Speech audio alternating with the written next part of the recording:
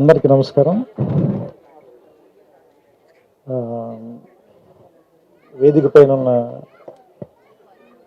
పెద్దలు, గౌరవనీయులు, ముందుగా చంద్రశేఖర్ రెడ్డి గారికి నమస్కారం.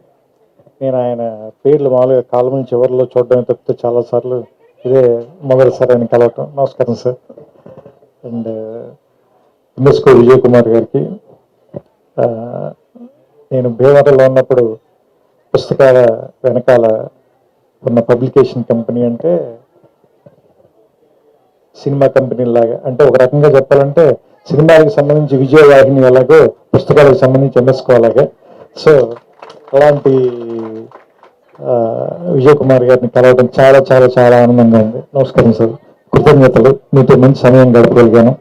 అండ్ మిత్రులు కృష్ణ కౌండిన్య గారికి, అండ్ మాకు చాలా ఆత్మీయులు, నా భార్య ద్వారా పరిచయం, మా కుటుంబ సభ్యుల్లో ఒకరైపోయిన మావిడి హరికృష్ణ గారికి.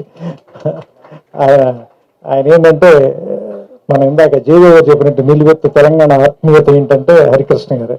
అంటే మీరు ఏది అడగండి కడుపులోంచి అన్నం తీసి పెడతారంటారు చూసారా, అలాగా ఏది అడిగినా అది ఆయన ఏమంటారు, ఇంకో చోటకి వెళ్ళైనా సరే తీసుకొచ్చి మన కోసం చేసి పెట్టేంత మనసున్న వ్యక్తి. సో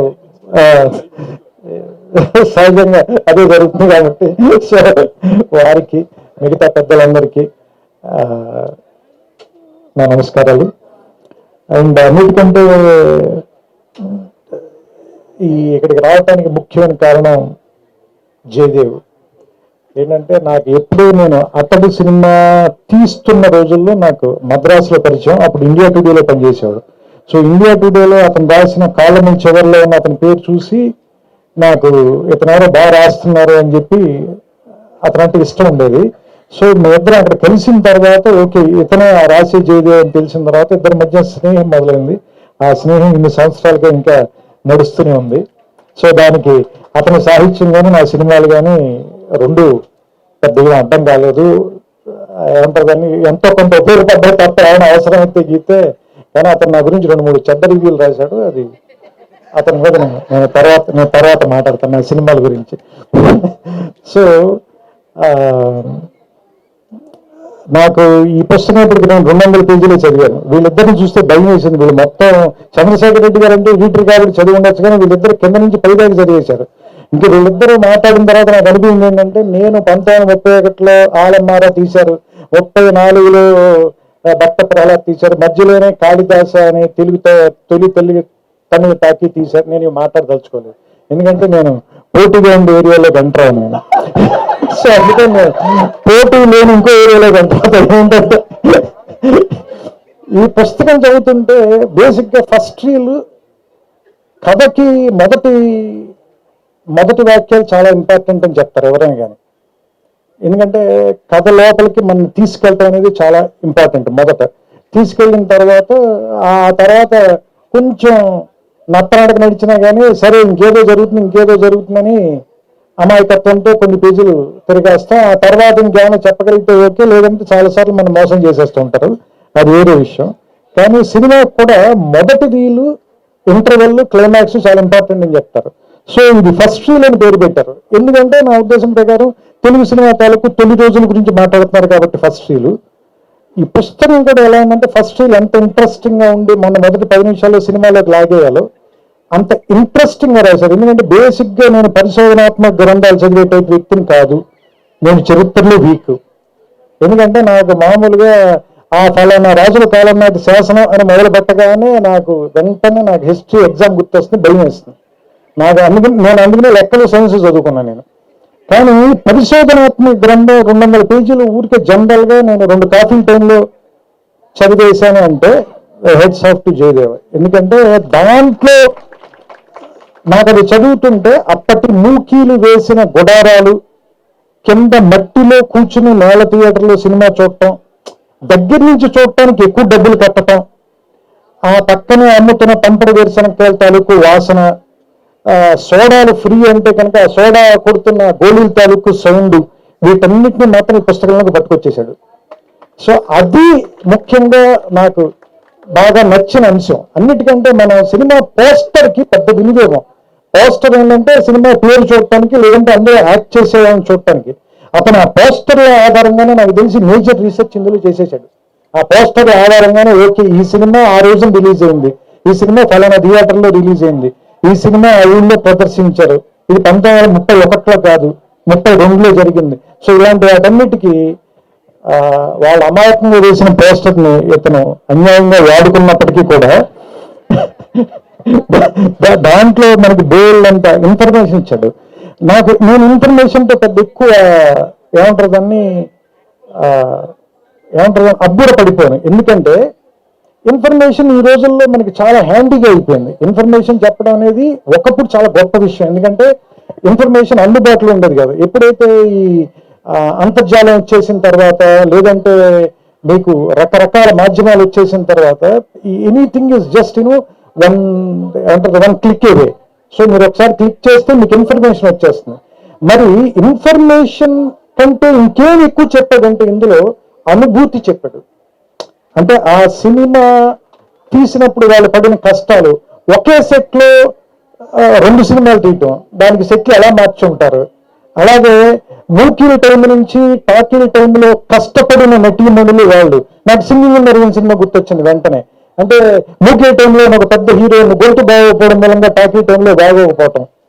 సో ఇలాంటి అంటే మనలో ఉన్నటువంటి ఒక ఆ నోస్టాలజిక్ ఏరియాలోకి వెళ్ళి దాన్ని ట్యాప్ చేయగలిగేలా ఒక పరిశోధనాత్మక గ్రంథం రాయటం అంటే చాలా కష్టం. ఎందుకంటే ఆరుద్ర రాసిన సమగ్రాంధ్ర సాహిత్యానికి ఎక్కువ విలువ రావడానికి కారణం ఏంటంటే ఒక కవి పండితుడైతే ఉండే అడ్వాంటేజ్ ఆయన వాడుకున్నాడు.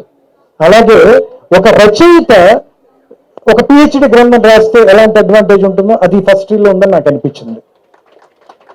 సో అంటే నాకు తెలిసి నా అనాలిసిస్ చెప్పమంటే నేనైతే ఈ పుస్తకం గురించి అది చెప్తాను. ఎందుకంటే జయదేవ స్వతహాగా ఒక కాలమిస్ట్ మాత్రం కాదు, అంతకు మించినవాడు. అంటే ఖచ్చితంగా ఒక రచయితకు ఉండాల్సిన అన్ని లక్షణాలు ఉన్నవాడు. కానీ అలాంటి వాడు ఎందుకు ఒక సమగ్రమైన సంపూర్ణమైన రచన ఇన్నేళ్ల పాటు చేయలేదు అనేటువంటిది నాకు క్వశ్చన్ ఉంది లోపల.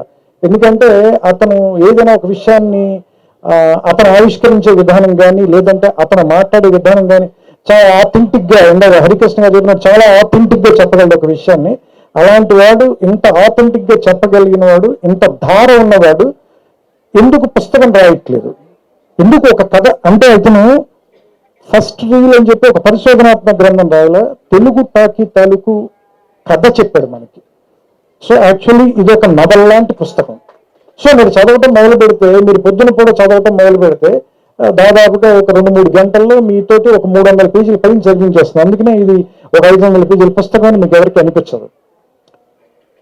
సో చాలా స్వాభావికంగా అతనిలో ఉన్నటువంటి రచయిత తాలూకు లక్షణాలు బేసిక్గా వాళ్ళ ఫాదర్ టైం నుంచి, రెంటాల గోపాలకృష్ణ గారి టైం నుంచి ఉన్నవన్నీ, అలాగే వాళ్ళ అక్కగారు రచయిత్రి. సో ఆవిడ రాసిన పుస్తకం కూడా చదివాను నేను. ఆవిడ కూడా ఒక పుస్తకం ఇచ్చారు. వీళ్ళందరూ రాశారు, కానీ ఇతను ఎందుకు రాయట్లేదు అనేటువంటి క్వశ్చన్ నేను అడగలేదు. ఎందుకంటే నేను ఎప్పుడు ఎవరిని ఎందుకు రాయట్లేదు అని అడగను. ఎందుకంటే నన్ను కూడా వాళ్ళు ఎదురు అడుగుతారండి.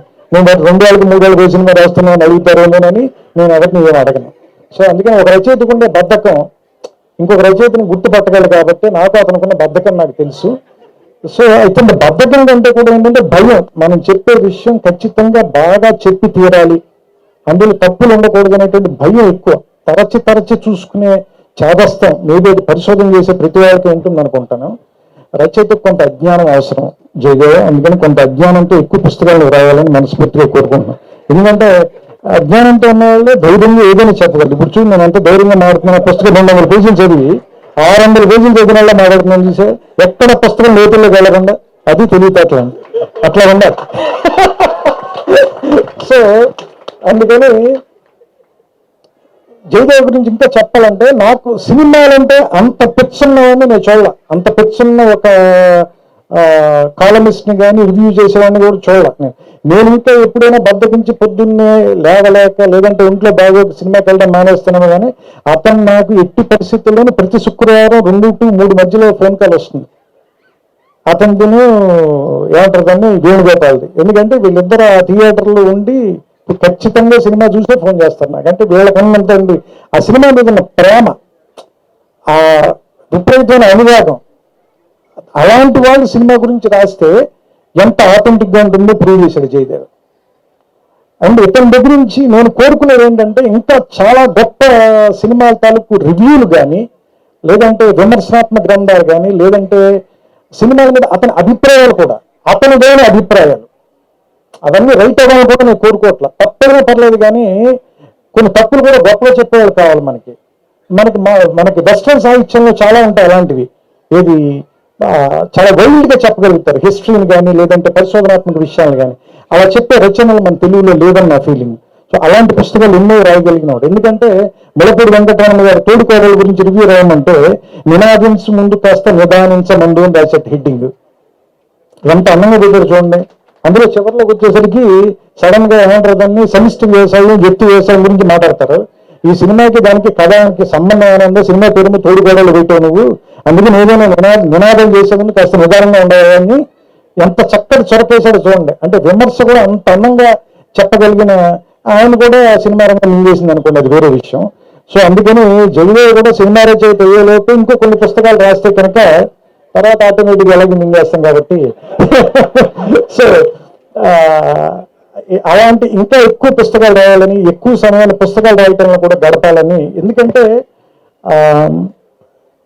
ఈ రికార్డు కూడా, ఎందుకంటే చరిత్ర గురించి మీలాంటి వాళ్ళు మాట్లాడుతున్నప్పుడు మీలాంటి వాళ్ళ చరిత్ర తర్వాత వాళ్ళు కూడా తెలుసుకోవటం చాలా అవసరం. అది పుస్తకాల ద్వారానే సాధ్యం అవుతుందని. సో అందుకని ఈ పుస్తకాలు జరిగే చోట, ఈ పుస్తకాలు అందరూ కొనుక్కునే చోట మాట్లాడడం అంటే, ఇంతమంది జనాలు పుస్తకాలు కొనుక్కోవటానికి రావటం, పుస్తకాల గురించి మాట్లాడుకోవటం అంటేనే ఇది ఒక 9-10 గంటగా మనం మాట్లాడుకోవచ్చు. సో దీన్ని ఈ ట్రెడిషన్ని ఇంకా ఇంకా ఇంకా ముందుకు నడపడానికి వీలైన నేను జయదేవ్ని ఈ స్టేజ్ ద్వారా నేనేం కోరుతున్నానంటే, నా లైబ్రరీలో ఒక హారిజాంటల్ కాలం నిండిపోయే పుస్తకాలన్నీ మీరు రాయాలని. సో విజయ్ కుమార్ గారు ఎదుర్కొన్న మీకు హెచ్చరిక పంపిస్తూ, నాకు ఇష్టమైన మరి కై అఫ్సర్ గారు కూడా ఇక్కడే ఉన్నారు. సో ఆయన ఇప్పుడు జస్ట్ ఈ పుస్తకం ఊరికే ఓపెన్ చేస్తే అందులో ఆత్మహత్య తప్పించుకున్నవాడు ఒకటి కనిపించింది. నాకు సడన్ గారు చూడగానే నాకు అనిపించినట్టు వెంటనే వాడేస్తున్నాను అనుకోకండి మీరు. వాళ్ళ అక్క చేత హత్య తప్పించుకున్నవాడు జయదేవ. ఎందుకంటే ఆవిడ బెదిరించి మరీ పుస్తకం రాయించింది కాబట్టి వాళ్ళ సోదరి మన ఇద్దరి చేత హత్య కాపాడకుండా తప్పించుకున్నారు. జయదేవకి ఈ పుస్తకం ఆ విలువను కూడా ఇచ్చింది, ఆ గౌరవాన్ని కూడా ఇచ్చింది.